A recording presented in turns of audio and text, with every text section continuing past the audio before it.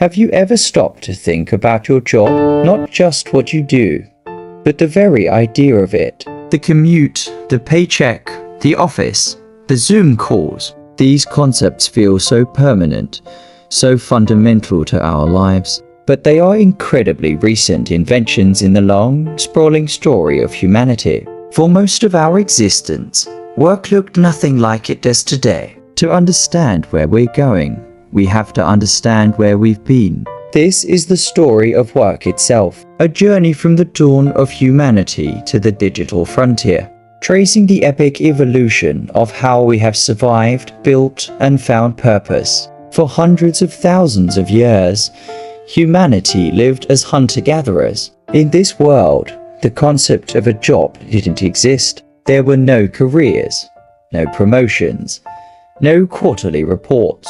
There was only the day's tasks, driven by the most basic and powerful motivator: survival. Work was a direct, tangible act. You were hungry, so you foraged for berries or hunted an animal. You were cold, so you built a shelter or made clothing from hides. The labor was communal, a shared effort for the good of the small tribe or family group. Men might typically hunt, and women might typically gather. But these roles were fluid, dictated by need and ability. The reward for your work wasn't a paycheck. It was living to see the next sunrise. There was no concept of surplus. You worked to meet your immediate needs, and that was it. It was a life of constant effort, but one deeply connected to the natural world and the immediate community. Then, about 12,000 years ago, everything changed. In different parts of the world, a revolutionary idea took hold.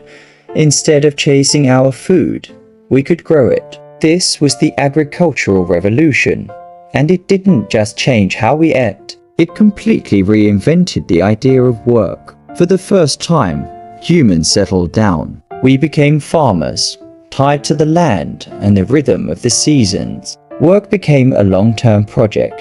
You didn't plant a seed and eat the fruit the same day. It required planning, patience, and grueling physical labor. But this new way of life produced something unimaginable to the hunter-gatherer: a surplus.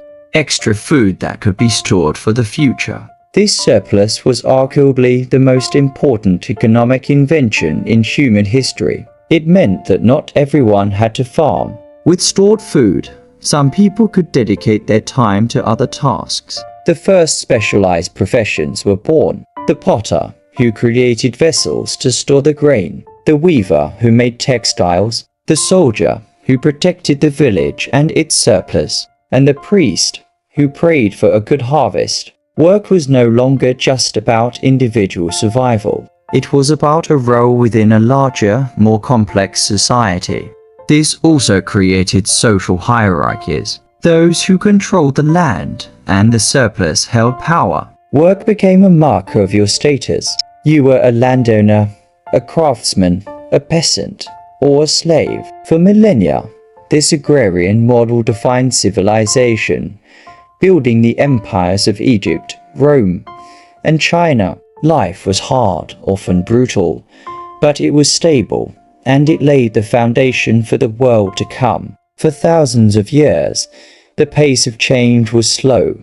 Then, in the 18th century, a new force was unleashed upon the world, one that would tear down the agrarian model and reshape humanity once more. This was the Industrial Revolution. Fueled by coal and powered by steam, machines began to do the work that had once required human or animal muscle. Production exploded. But this new power required a new kind of workplace: the factory. Millions of people left the familiar life of the farm and flocked to rapidly growing cities, seeking a new kind of work for a new kind of payment, a wage. The nature of labor was transformed.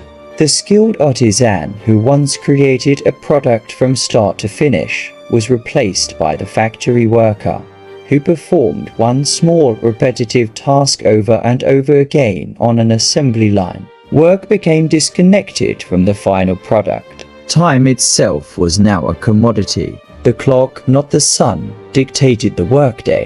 Time is money became the new mantra. The conditions were often horrific. Days were long, the work was dangerous, and the pay was meager. But this era also gave birth to a powerful new idea: the collective power of workers.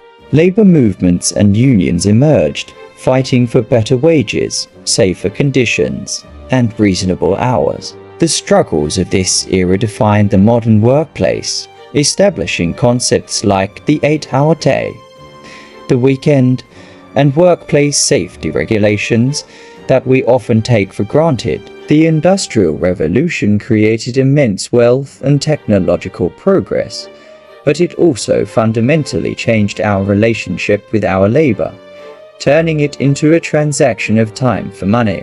The smoke of the Industrial Age eventually began to clear, replaced by the invisible hum of a different kind of machine, the computer.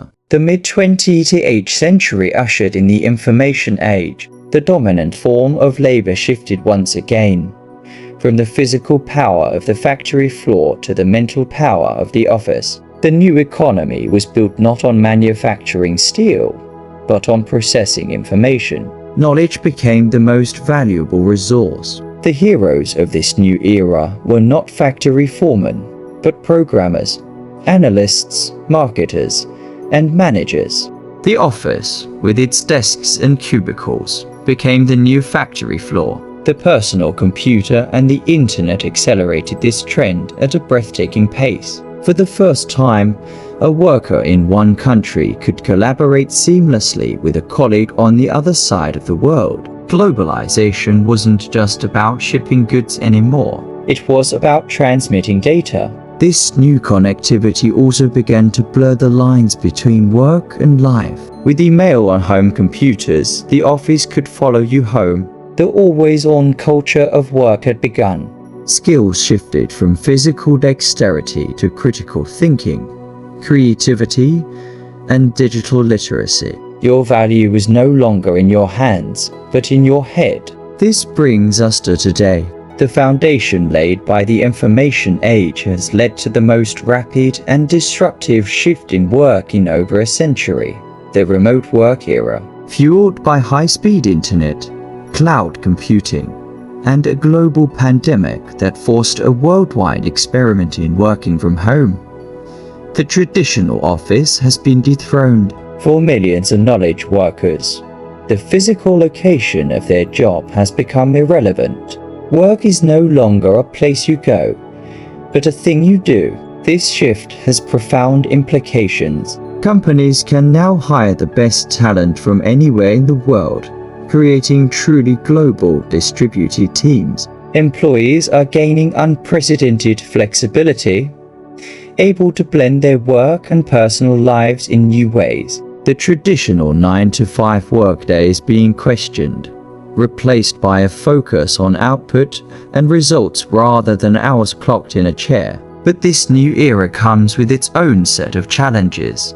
The work-life blur has intensified into work-life integration, where the boundaries can disappear entirely. Issues of digital isolation, team cohesion, and maintaining a company culture are major hurdles. Alongside this, the gig economy has boomed, offering freedom but often sacrificing the security and benefits of traditional employment. And now, artificial intelligence is entering the scene, not just as a tool, but as a collaborator, capable of augmenting our skills and automating tasks once thought to be exclusively human. So, where do we go from here?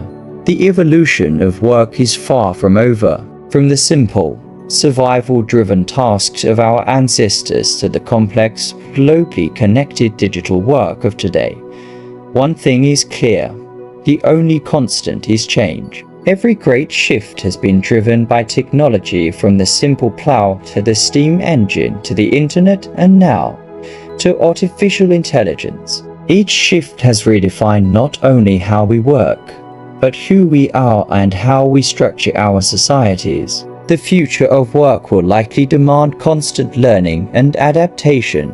Technical skills will be crucial, but so will uniquely human skills, creativity, critical thinking, emotional intelligence, and collaboration. The jobs of tomorrow may not even exist today. The long story of work is a story of human ingenuity. It's a story of our relentless drive to find better tools, create more efficient systems, and build a better world. The journey is far from over. So, the next time you log on for your workday, take a moment. You are not just sitting at a desk. You are the latest chapter in a story that is thousands of years in the making.